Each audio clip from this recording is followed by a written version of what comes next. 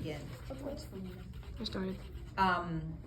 Okay, so just to review our last chapter, chapter 3, the end of it, Sees Behind Trees is talking with 3 chances, and 3 chances says that he can, says, how far can you throw a rock? I asked 3 chances, wondering which one of us was stronger.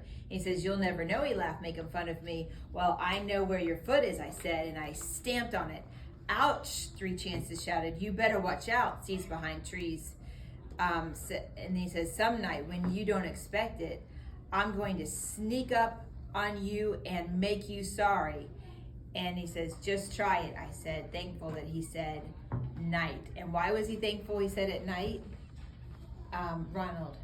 Because he was like, he can sense him at night, and he has like better vision. Well, not vision, Well, he's blind, but like he can hear better. And then 3 chances if he sneaks up, he can hear him. He can hear him better at night. Olivia, do me a favor and close the library door for me, please. So he can hear better. He has better vision. And I like how you said better vision at night. How does he have better vision? Because he can use his other what? Senses. He can use his other senses, which 3 chances can't see as well at night, right?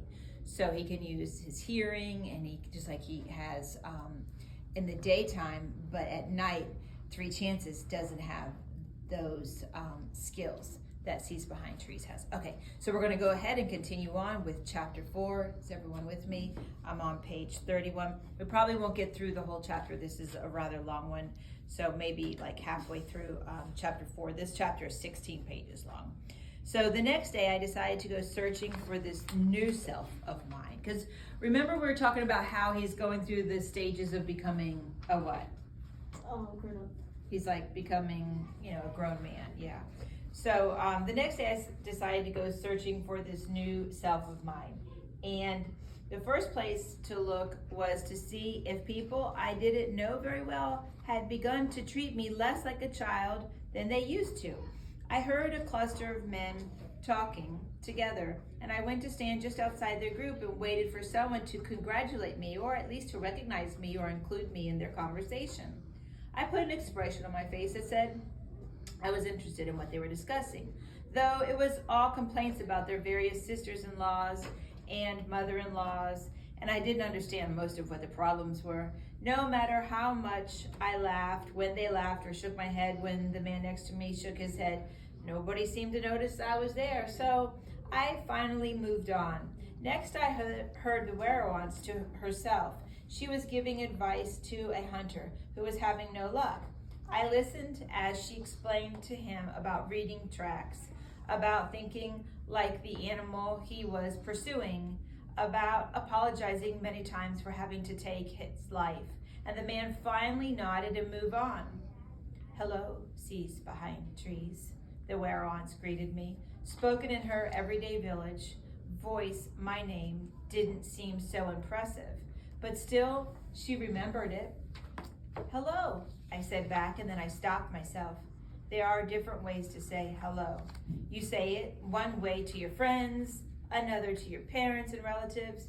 You say hello to a person you don't know with a certain kind of stiffness, and hello to someone who's powerful and respectful in a respectful tone. I didn't know if I said hello the right way just now and felt embarrassed. The Werewants, however, didn't seem to be offended. Instead, she actually seemed curious about what I wanted. Well, what did I want? I just thought, I said, still not quite sure if I was addressing her properly. I just wondered if there was anything you needed for me to find. To find? You said that sometimes you needed someone to do impossible things. She held her mouth very still, but her shoulders seemed to grow as if she was holding her breath inside of herself. What impossible things did you have in mind? I felt foolish to have repeated the words she had used when she gave me my name. In my mouth, they sounded like boasting, and I had nothing to boast about. I've got to go someplace now, I said, and excused myself quickly. I walked through the village, not even speaking to people I passed because I knew if I did, I would say another stupid thing. And finally, at the very edge of the woods, I had practically crashed into Greyfire, who was lounging in front of his small house, peeling bark from saplings. I heard the scrape of his shell knife against the wood before I saw who was making the noise and stopped myself just in time. "So, you found me again," Greyfire joked. "It seems there's no hiding from you, even in the deepest fire here." And he patted the ground. "Sit down and tell me how you did that trick. It would be a youthful talent for a man like me to know. Maybe then I could predict my sister was coming and could manage to look busy by the time she arrived." Would Greyfire have said such a thing to me before I became a man? No. He was known to be very quiet, even among the older men. I joined him, curious to see what would come next. "It wasn't a trick, exactly," I told him. "What was it then? Did you notice that I was not among the crowd watching the contest and guess where I was?" "No, I can never see who's there and who's not there in the group of people unless I'm standing directly in front of them or unless they're talking and I recognize their voices. But I wasn't talking. In a way, you were. I mean, your body was. You limp. When you walk, one foot falls heavier than the other. With most people, it's just a boom, boom, boom, boom. With you, it's a boom, boom, boom, boom. Greyfire shifted his weight, but didn't say anything for a moment. And finally, he spoke. "Everybody sit up while you're reading, please. Thank you." "I thought no one noticed. I thought I had disguised that problem, was cured of it." His tone sounded, what, flustered? As though he was admitting something shameful? "I'm sure no one else paid attention to it," I assured him. "It's just that I have to listen very closely so that..." And now it was my turn to reveal an unpleasant secret. "So that people won't realize that I can't see as far as they seem to be able to." Are you okay? I'm in the middle of page 34. "I've heard that about you," Greyfire said. "Eyes like a possum." I hung my head. I guess I didn't fool anyone. I guess I didn't either. Stay with me for now, Cam, and we'll look for it at the end, okay? Greyfire began to work the stick again, each stroke long and even. "But at least your problem isn't your fault." Greyfire was an important man, an elder, the Werewance's brother, a famous artist.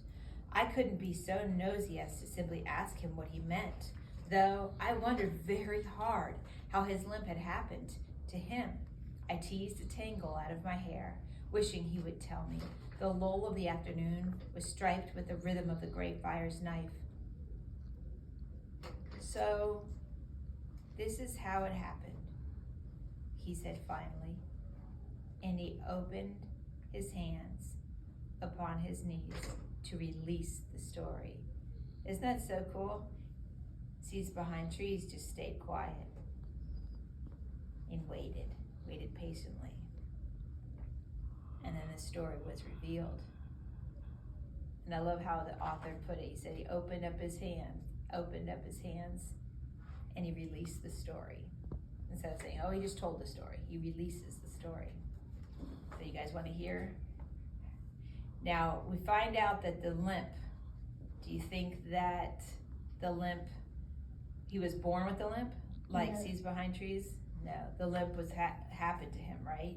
Do you think he caused the limp? Probably not. Well, maybe. Probably teased something that tapped him or something. Maybe something attacked him. Maybe something he did cause it to happen. "I was young, not much older than you, and I was the fastest runner in the village." "You?" I repeated before I could stop myself. I could imagine many things about Greyfire, but fast, that wasn't one of them. It was my pride, speed. Warmth seemed to come from where Greyfire sat, as if the morning sun had returned just to shine on him. He leaned forward, and in the sparkle of his voice, I heard him as he had once known himself, quick as a water bug. Did you win races? I asked, caught up in his memory. Every one. I won so many races that no one would race me. They held special contests in which I was forbidden to compete. They made me the judge. What does forbidden mean? Cannot be allowed. Good, very good. Our eyes met and I felt a push of excitement, as though I could feel his legs beneath me. A judge? When you were my age? Greyfire blinked, slowly and deliberately. No words were necessary. Well, what happened? He looked beyond me, off into the distance. It's a mistake to let anyone thing about yourself become that important. It can be dangerous. What does he mean, any one thing become that important? Like, Can't brag about it all the time. It can't be like your only identity, like your only way that you identify yourself. And I can relate to that because someone in my family she's phenomenal. Actually, a couple people in my family are phenomenal at one thing, but they became so focused on it that even still to this day, that's the only way they relate to themselves. One of them is a phenomenal runner, and one of them is a phenomenal academic. And they think that's like their only identity, is to be so good at that one thing that's their only focus. And it's not a balanced way of life. So if you don't have a balanced way of life, it becomes almost like an obsession, right? And then it becomes such a prideful thing. And that's what's happened to him. It can be dangerous. How I thought about Brings the Deer and Bowl of Water.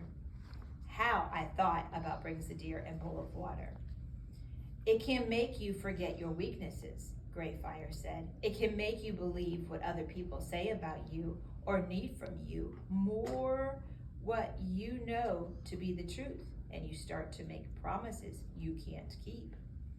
Now, I was the one who looked away.